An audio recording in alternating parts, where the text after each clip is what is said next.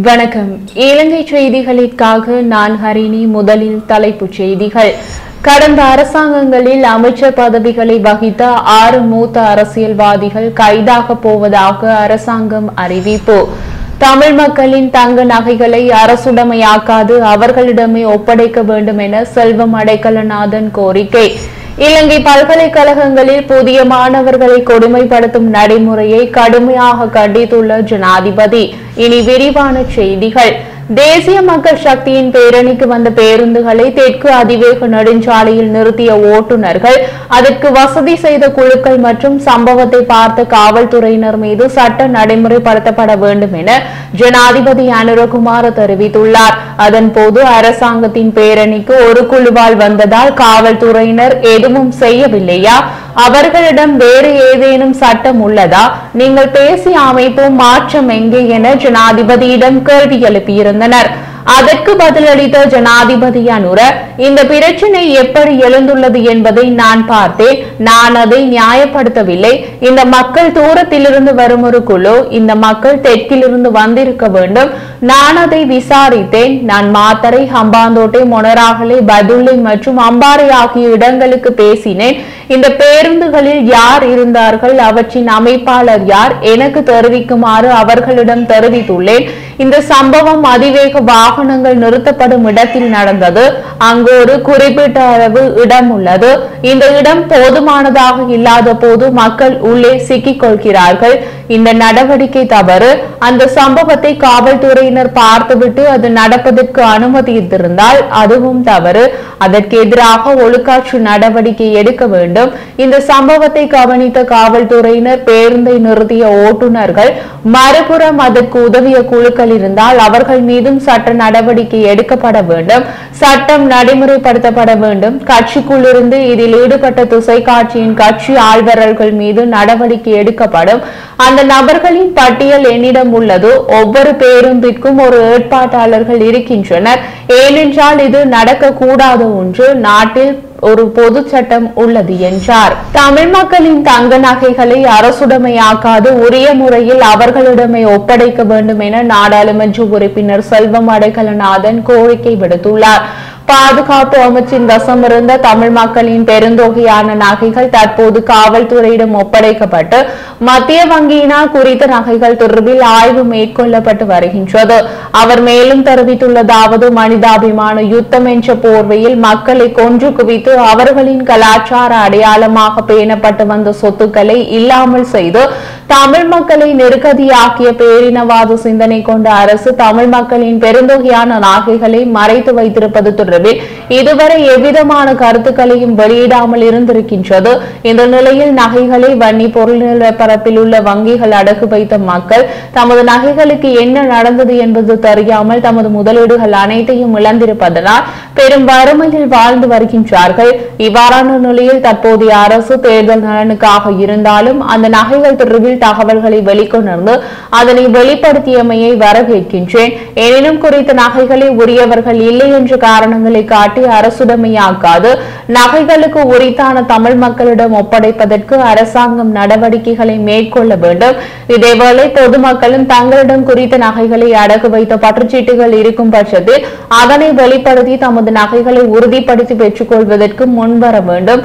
பற்றுச்சீட்டுகள் உள்ளவர்கள் அதன் பிரதிகளை என்னிடம் வழங்கும் பட்சத்தில் நாடாளுமன்றத்தின் கவனத்திற்கு கொண்டு சென்று உரியவர்கள் இந்த நடவடிக்கைகளை பெறுவதற்கு ஏற்பாடுகளை செய்து கொடுக்க முடியும் என்றார்.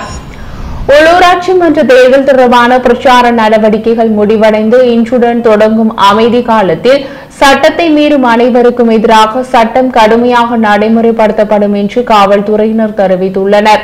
மேலும் அமைதி காலத்தில் சட்டவிரோதமாக சுவரொட்டிகள், பதாதைகள் அல்லது கட்அவுட்களை யாராவது காட்சிப்படுத்தி இருந்தால் அவை அகற்றப்படும் என்று காவல்துறை ஊடக பேச்சாளர் சிரேஷ்ட காவல்துறை அधीक्षகர் புத்திக மனதுங்க தெரிவித்தார். உள்ளூராட்சி மன்ற தேர்தலுக்காக 65,000க்கும் மேற்பட்ட காவல்துறை அதிகாரிகள் பணியில் ஈடுபடுத்தப்பட உள்ளதாக காவல்துறை ஊடக பேச்சாளர் மேலும் தெரிவித்தார். அத்துடன் தேர்தல் அமைதி காலத்தில் வேட்பாளர்கள் உட்பட அனைத்து தரப்பினரும் எந்தவித பிரச்சார நடவடிக்கைகளிலும் ஈடுபட வேண்டாம் என தேர்தல் ஆணையாளர் நாயகம் சமன் ஸ்ரீ ரத்நாயக்க அறிவுறுத்தியுள்ளார். 339 உள்ளூராட்சி நிறுவனங்களுக்காக நடைபெறும் இந்த தேர்தல் நாளை மறுநாள் காலை 7 மணிக்கு தொடங்க உள்ளதுடன் 17,56,388 வாக்காளர்கள் வாக்களிக்க தகுதி பெற்றுள்ளனர். இம்முறை அரசியல் கட்சிகள் மற்றும் சுயேட்சை குழுக்களில் இருந்து தேர்தலில் போட்டியிடும் வேட்பாளர்களின் எண்ணிக்கை 75,589 என்று தேர்தல் ஆணையாளர் தெரிவித்தார். கடந்த அரசாங்கங்களில் அமைச்சர் பதவிகளை வகித்த 6 மூத்த அரசியல்வாதிகளுக்கு எதிரான ஊழல் மற்றும் பிற குற்றவியல் குற்றச்சாட்டுகள் தொடர்பான விசாரணைகள் நிறைவடைந்துள்ளதாக அரசு உயர்மட்ட தகவல் தெரிவிக்கின்றன. இந்த விசாரணைகள் தொடர்பாக லஞ்ச ஊழல் விசாரணை ஆணையம், சட்டமா அதிபர் திணைக்களம் மற்றும் போலீஸ் குற்றப்புலனாய்வு பணியகம் ஆகியவை விசாரணைகளை முன்னெடுத்தன.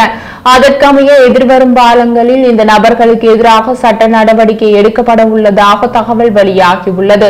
குருநாகல் மற்றும் கண்டி மாவட்டங்களை பிரதிநிதித்துவப்படுத்திய முன்னாள் அமைச்சர்கள் இருவரும், களுத்துறை மாவட்டத்தை பிரதிநிதித்துவப்படுத்திய முன்னாள் அமைச்சர்கள் மற்றும் நாடாளுமன்ற உறுப்பினர்கள் மற்றும் பதுளை மற்றும் மொனராகலை மாவட்டங்களை பிரதிநிதித்துவப்படுத்திய முன்னாள் அமைச்சர்கள் இருவரும் இந்த பட்டியலில் உள்ளடங்குவதாக தகவல் வெளியாகியுள்ளது. அவர்களில் சிலர் விரைவில் கைது செய்யப்பட உள்ளனர் என சட்டத்துறையின் மூத்த பேச்சாளர் ஒருவர் தெரிவித்துள்ளார். அரசாங்கத்தின் தவறுகளை மறைத்துக் கொள்ள அதிகாரிகள் பலி கொடுக்கப்படுவதாக நாடாளுமன்ற உறுப்பினர் நாமல் ராஜபக்ஷ விமர்சித்துள்ளார்.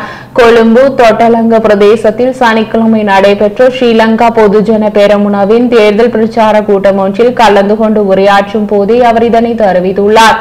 அங்கு அவர் மேலும் கருத்து தெரிவிக்கையில், அரசாங்கம் எந்த ஒரு விடயத்தையும் வெற்றிகரமாக முன்னெடுக்க முடியாத அரசாங்கமாகும். ஆனால் அவர்களின் தவறுகளையும் இயலாமையும் மறைத்துக் கொள்ள அதிகாரிகள் மீது பழி போடுகின்றனர். உண்மையில் இது கவலைக்குரிய விடயமாகும் என்று நாமல் ராஜபக்ஷ தொடர்ந்தும் தெரிவித்துள்ளார். இலங்கை பல்கலைக்கழகங்களில் புதிய மாணவர்களை கொடுமைப்படுத்தும் நடைமுறையை ஜனாதிபதி அனுரகுமார கடுமையாக கண்டித்துள்ளார். புதிய பல்கலைக்கழக மாணவர்களை கொடுமைப்படுத்துவது ஒரு காலாவதியான மற்றும் குற்றவியல் நடைமுறை என்றும் நாட்டின் உயர்கல்வி முறையிலிருந்து ஒழிக்கப்பட வேண்டும் என்றும் ஜனாதிபதி வலியுறுத்தியுள்ளார். அதன்போது பேராதனை பல்கலைக்கழகத்தில் மாணவர் அமைப்புகளுடன் முன்பு நடத்திய கலந்துரையாடல்களை நினைவு கூர்ந்த அவர், மற்றொரு மாணவரை துன்புறுத்தவோ அல்லது தீங்கு செய்யவோ யாருக்கும் உரிமை இல்லை. மூத்தவராக இருப்பது ஒரு புதிய மாணவரை துஷ்பிரயோகம் செய்ய அதிகாரம் அளிக்காது என்று கூறி தனது நிலைப்பாட்டை வெளிப்படுத்தியுள்ளார். சப்ரகமுவ பல்கலைக்கழகத்தில் 2ஆம் ஆண்டு மாணவர் ஒருவர் தொடர்பான துயர சம்பவம் தொடர்பாக கருத்து வெளியிட்ட ஜனாதிபதி அனுர, இந்த சம்பவம் கடுமையான விமர்சனங்களை தூண்டியுள்ளதாகவும் அது குறித்த விசாரணைகள் இடம்பெற்று வருவதாகவும் தெரிவித்துள்ளார். அத்துடன் சம்பந்தப்பட்ட மாணவர் 1ஆம் ஆண்டு மாணவர் அல்ல, 2ஆம் ஆண்டு மாணவர் என்பது சம்பவத்தின் தன்மை குறித்து சந்தேகங்களை எழுப்பியுள்ளதாகவும் ஜனாதிபதி குறிப்பிட்டுள்ளார். பகுடிவதை என்பது வெறும் ஒழுக்காற்று பிரச்சினை மட்டுமல்ல, குற்றவியல் பிரச்சினை என்றும் ஜனாதிபதி சுட்டிக்காட்டியுள்ளார். இதன்படி இந்த குற்றங்களை குற்றவியல் சட்டத்தின் கீழ் கையாள வேண்டும் என்றும், இது ஒரு பல்கலைக்கழகத்திலோ அல்லது வேறு எந்த நிறுவனத்திலோ நடந்தாலும் சட்டம் பொருந்த வேண்டும் என்றும் அவர் வலியுறுத்தியுள்ளார். இந்தியாவின் கிழக்கு கடற்பகுதியில் வைத்து 24 இந்திய மீனவர்கள் மீது தாக்குதல் நடத்தப்பட்டுள்ளதாக இந்திய ஊடகங்கள் செய்தி வெளியிட்டுள்ளன. இந்த நிலையில் குறித்த தாக்குதலை கண்டித்து நாகப்பட்டினம் மீனவர்கள் இன்று பணி புறக்கணிப்பில் ஈடுபட்டுள்ளதாக தெரிவிக்கப்பட்டுள்ளது. இலங்கையை சேர்ந்த சிலர் இந்த தாக்குதலை நடத்தியுள்ளதாக இந்திய மீனவர்கள் தரப்பில் குற்றம் சுமத்தப்பட்டுள்ளது. இந்த சம்பவத்தில் காயமடைந்த மீனவர் ஒருவர் வைத்தியசாலையில் அனுமதிக்கப்பட்டுள்ளதாக தெரிவிக்கப்படுகிறது. இந்திய கடல் எல்லை பகுதியில் வைத்து இந்த தாக்குதல் நடத்தப்பட்டுள்ளதாக இந்திய மீனவர் குறிப்பிட்டுள்ளனர். ஜனாதிபதி மாளிகையை வாடகைக்கு எடுப்பதில் உள்நாட்டு மற்றும் வெளிநாட்டை சேர்ந்த 10 முதலீட்டாளர்கள் ஆர்வம் காட்டி வருவதாக நகர அபிவிருத்தி மற்றும் வீடமைப்பு அமைச்சர் அருண கருணாதிலக தெரிவித்துள்ளார். இதன்படி யாழ்ப்பாணத்தில் உள்ள ஜனாதிபதி மாளிகையை வாடகைக்கு எடுப்பதில் கனேடிய முதலீட்டாளர்கள் உட்பட 5 வெளிநாட்டு முதலீட்டாளர்கள் ஆர்வம் காட்டுவதாக அவர் குறிப்பிட்டுள்ளார். அத்தோடு யாழ்ப்பாண பல்கலைக்கழகம் மற்றும் ஒரு தொழில்நுட்ப கல்வி நிறுவனமும் யாழ்ப்பாணத்தில் உள்ள ஜனாதிபதி பங்களாவை வாடகைக்கு எடுப்பதில் முயற்சிகளை மேற்கொண்டுள்ளதாக அமைச்சர் கூறியுள்ளார்.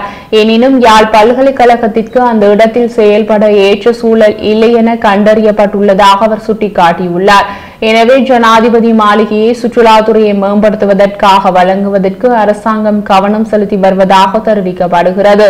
இந்த நிலையில் ஜனாதிபதி மாளிகைகள் தொடர்பான விடயங்களை ஆராய ஏற்கனவே ஒரு குழு நியமிக்கப்பட்டுள்ளதாகவும் அந்த குழுவின் முடிவுகளின் அடிப்படையில் ஒரு மாதத்திற்குள் இது தொடர்பாக முடிவுகள் எடுக்கப்படும் என்றும் அமைச்சர் அனுர கருணாதிலக்க மேலும் தெரிவித்துள்ளார்.